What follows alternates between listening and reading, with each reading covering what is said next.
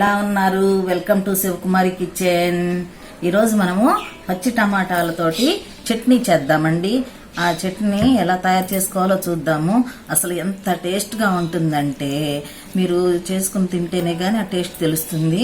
మీరు వెంటనే టమాటాలు తెచ్చుకుని మీరు ట్రై చేసి చూడండి. మీరు ఎలా ఉన్నది కామెంట్ మీరు చెయ్యండి. దీంట్లో నుండి అన్ని విటమిన్స్ చక్కగా ఉంటాయండి. సి విటమిన్ ఉంటుంది అందులో. మనకి కావాల్సిన విటమిన్స్ అన్ని పచ్చి టమాటాలు అందుతాయండి. ఇప్పుడు ప్రాసెస్లోకి వెళ్ళిపోదాము. ఇప్పుడు పచ్చి టమాటాలతోటి చట్నీ ఎలా తయారు చేసుకోవాలో చూపిస్తానండి. ఇప్పుడు పచ్చి టమాటాలు ఒక పావు కిలో తీసుకున్నాను. కడిగి శుభ్రం చేసుకుని ఆరబెట్టుకుని రెడీ చేసుకున్నాము. ఇప్పుడు ముక్కలు కట్ చేసుకుందాము. పచ్చి టమాటాలని ముక్కలుగా కట్ చేసుకుంటున్నాను.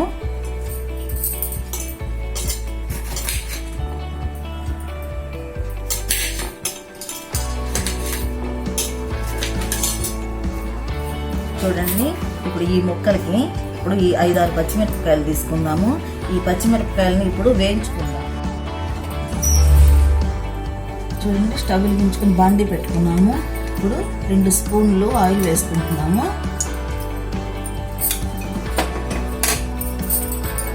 ఈ పచ్చిమిరపకాయలని ఇట్లా కట్ చేసుకొని వేసుకోవాలండి.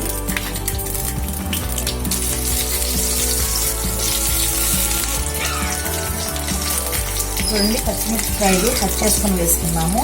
వేగాయి. ఇప్పుడు కట్ చేసుకున్న టమాటాలు వేసుకుంటున్నాము.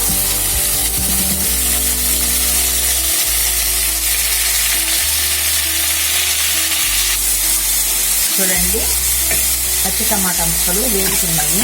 ఇప్పుడు 1 స్పూను జీరా వేసుకుందాము.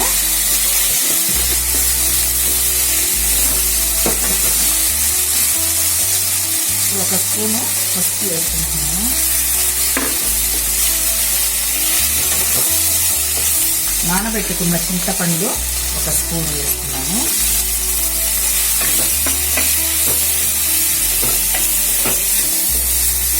స్పూను ఉప్పు వేస్తున్నాము. చూడండి, కొంచెం వేయించుకుని చల్లార పెట్టుకున్నాము. ఇప్పుడు మిక్సీ వేసుకుందాము. వెల్లుల్లిపాయలు 10 రెబ్బలు, కొంచెం అల్లం ముక్క కట్ చేసుకొని పెట్టుకుని ఇప్పుడు మిక్సీలో వేస్తున్నాను. ఇప్పుడు వేయించుకున్న టమాటాలు కూడా మిక్సీలో వేసుకుందాము.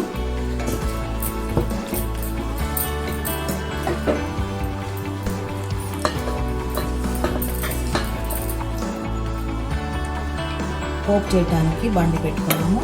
ఇందులో 2 స్పూన్లు ఆయిల్ వేసుకుంటున్నాను.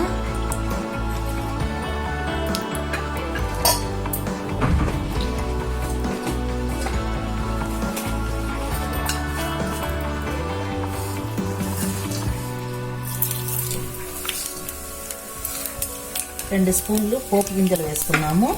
ఇప్పుడు 2 మిరపకాయలు కట్ చేసుకొని వేసుకుందాము. ఇప్పుడు కరివేపాకు వేసుకుంటున్నాను.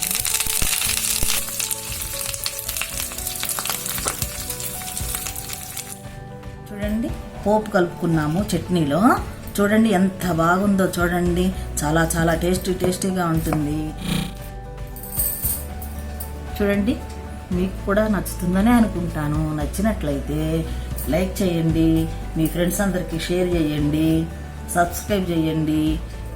మంచి రెసిపీతో మళ్ళీ కలుద్దామండి. Thank you.